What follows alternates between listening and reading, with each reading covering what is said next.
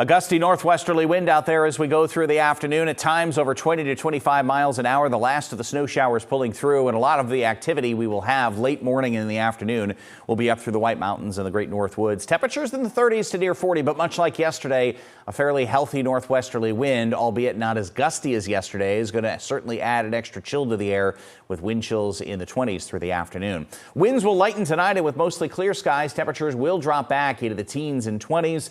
And from there, 40s to lower 50s for tomorrow afternoon will be the beginnings of a warming trend. It will eventually go up another 10 degrees for Thursday, which puts temperatures either side of 60 in southern parts of the state away from the coastline, and only heading upward from there. A band of clouds coming through Thursday night and early Friday, actually a warm front that gets temperatures even milder with sunshine heading into the weekend.